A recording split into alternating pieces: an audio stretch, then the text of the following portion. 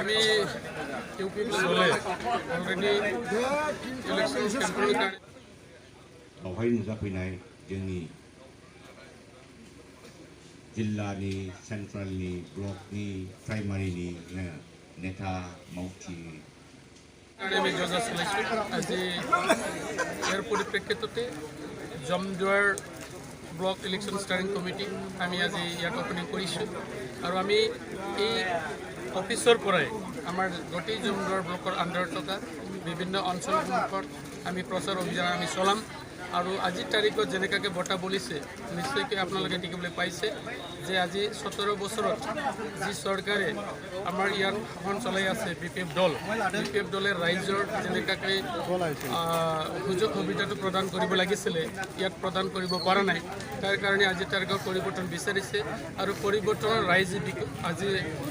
বিপিএফৰ বিকল্প হিচাপে আজি ইউপিপিএল দলক বাছনি কৰি লৈছে গতিকে এই যে বিটিচি পৰিষদীয় নিৰ্বাচন এই নিৰ্বাচনত জমদুৱাৰকে আদি কৰি এই 40টা সমষ্টিৰ ভিতৰত আমি 30ৰ পৰা 35টা আসন পাই পেলাই আমি জয়ী হৈ পেলাই চৰকাৰ যে আমি গঠন কৰিব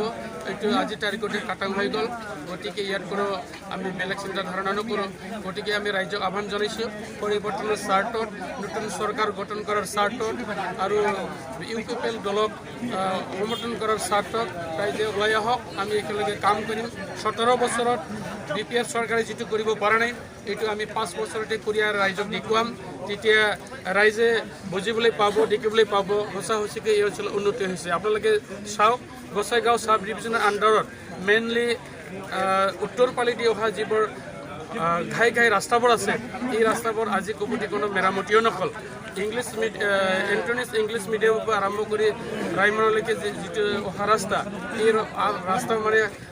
পানীৰ সাৰ নচৰা বিধৰ আকৌ ইয়াৰ লগতে গৰুপেলা হৈ পেলাই যিটো ৰাইমনা চৰাইবিলৈ আহিছে এই ৰাস্তাও আজি মানে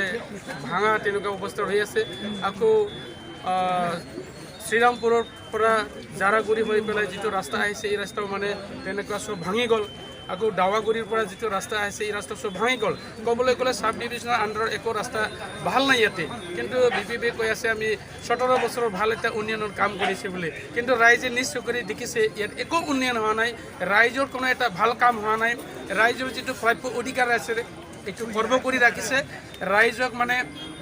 বন্দী অৱস্থাত থৈ পেলাই সিহঁতে নিজৰ কাম খেলি খুচিমতে কাম কৰিছে গতিকে এই গোটেই বস্তুবোৰ চাই পেলাই আজিৰ তাৰিখত ৰাইজে কোনো কাৰণতে বিপিএফ দলক